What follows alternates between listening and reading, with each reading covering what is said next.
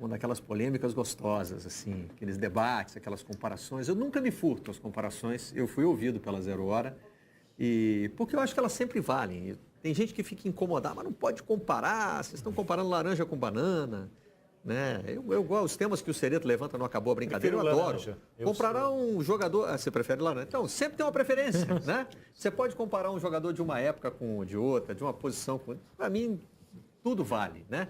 E a Zero Hora lançou essa provocação aí, quem tem o melhor time do Brasil. Tinha um critério.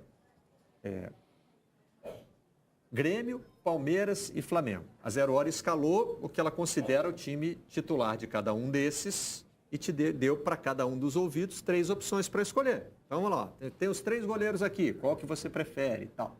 E saiu um híbrido aí em que o Grêmio teve bastante destaque, né, Diogo? Bom dia, bem-vindo ao Redação.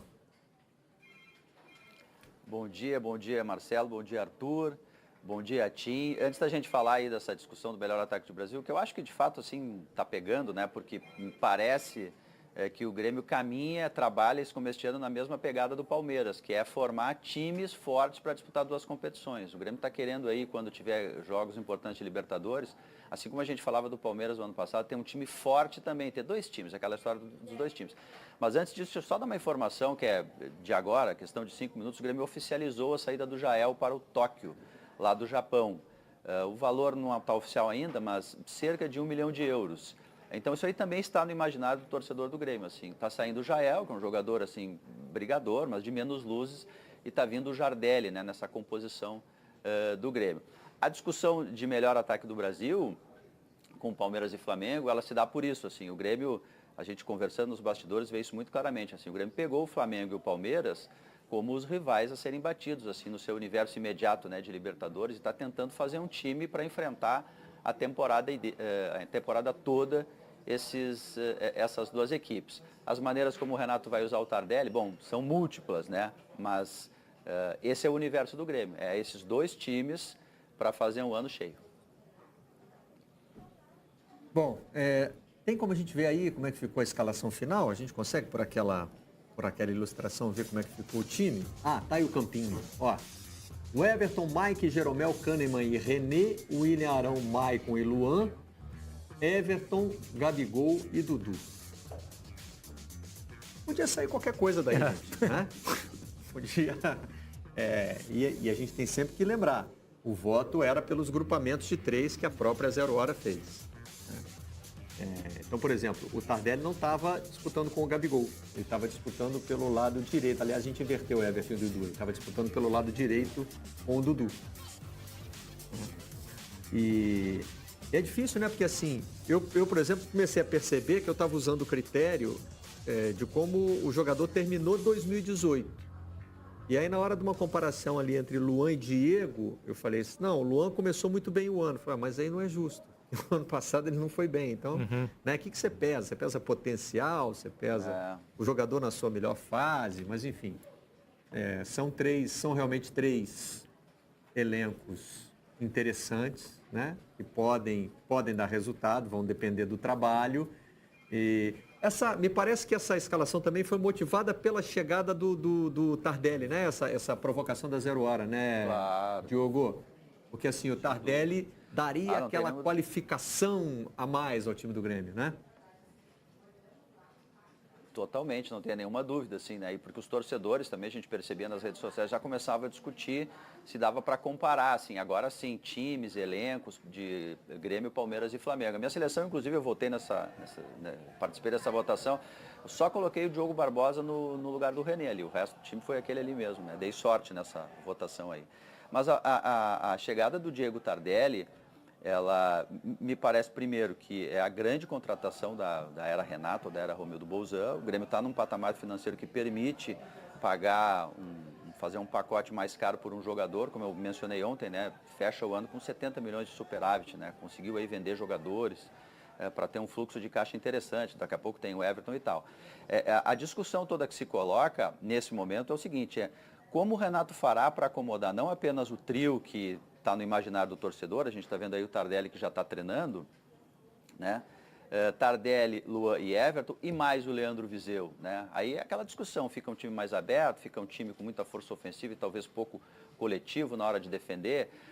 Aquele grande Atlético que a gente viu campeão da Libertadores, tinha o Tardelli na direita, o Bernard na esquerda, tinha o centroavante, o Jô, e o Ronaldinho atrás deles ali flutuando, né? Então, em tese, o Grêmio poderia fazer isso com o Viseu lá na frente, né? A questão vai ver como é que coletivamente esse quarteto funciona. Ele está com 33 anos agora, Tardelli não é mais tão menino assim. Tem uma outra questão importante para ver nesse começo de temporada, que é a diferença do futebol chinês com o futebol brasileiro, mais competitivo. A gente estava fazendo uma busca, um levantamento, o Shandong Luneng, que era o time do Tardelli, jogou 38 vezes o ano passado, o Grêmio jogou 67, né? Quer dizer, uma diferença grande aí, né? Tem que ver como é que exatamente o Tardelli vai entrar nesse cenário. Nós, outro dia, levantamos um número aqui de 20 gols em 28 jogos. Eu posso até confirmar com a nossa equipe aqui se foram 28 jogos na temporada, foi isso? O Tardelli fez 28 jogos na temporada. Desses 38, o Tardelli disputou 28. Realmente, isso não dá nem um primeiro semestre aqui no Brasil, né? Não. 28 jogos. Ele vai ter que entrar em outro ritmo. Mas me chamou a atenção, na entrevista coletiva do Tardelli, quando ele foi apresentado no Grêmio, que ele destacou a forma de jogar do time como um dos fatores que o levaram a optar. Ele teve propostas de outros clubes brasileiros, né? Chegou a conversar com o Corinthians, me lembro até de um post dele nas redes sociais dizendo que não... A gente tem esse trecho? Roda aí, então.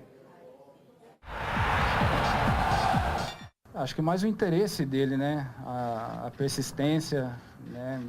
Me ligando, mandando mensagem toda hora. E aí, resolveu, vai vir, né? Aquele jeito dele, né? E foi bom a conversa, porque de todos os clubes assim que teve interesse, que teve sondagens, o Grêmio e principalmente o Renato foi o que mais me convenceu, né? Que foi o que mais me quis aqui. Então eu fico feliz por esse interesse dele. E não veio de ninguém, veio do Renato. Então isso é o mais bacana. Vim para a equipe certa, né? Num time montado, uma equipe que briga por títulos todo ano, né? E como eu sou um cara vencedor, eu acho que fiz a escolha certa. Ele é o Renato Portaluppi, né?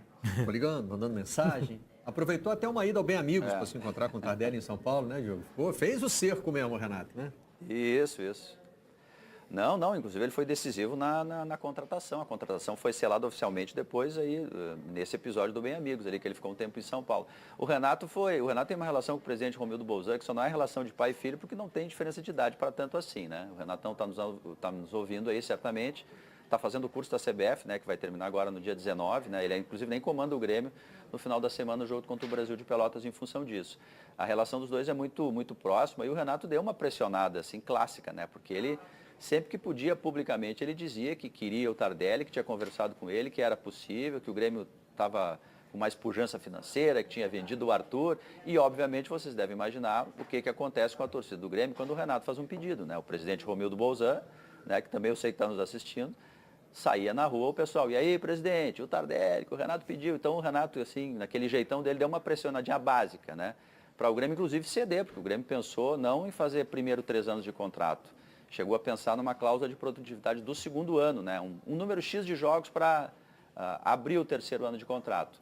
Mas, no final das contas, atendeu a exigência do Tardelli para 3 anos de contrato. Quando é que o Tardelli estreia? Bem, não há uma data específica, né? Previsão de quando ele vai estar recondicionado. O próprio Tardelli estimou assim 2 semanas, 3 semanas, para fisicamente ele já estar legal. Mas, obviamente, né, o universo todo aqui da província de São Pedro do Rio Grande do Sul pensa no Grenal, né? Tem Grenal no dia 17, a ideia que a gente recolhe é de que ele jogue uma rodada antes para dar uma, né, entrar, e aí estreia no Grenal da Arena, óbvio, né? O Grenal é um marco de tempo para tudo, para as colheitas, né, para o ciclo da lua, as marés, tudo, né? Lavoura, tudo.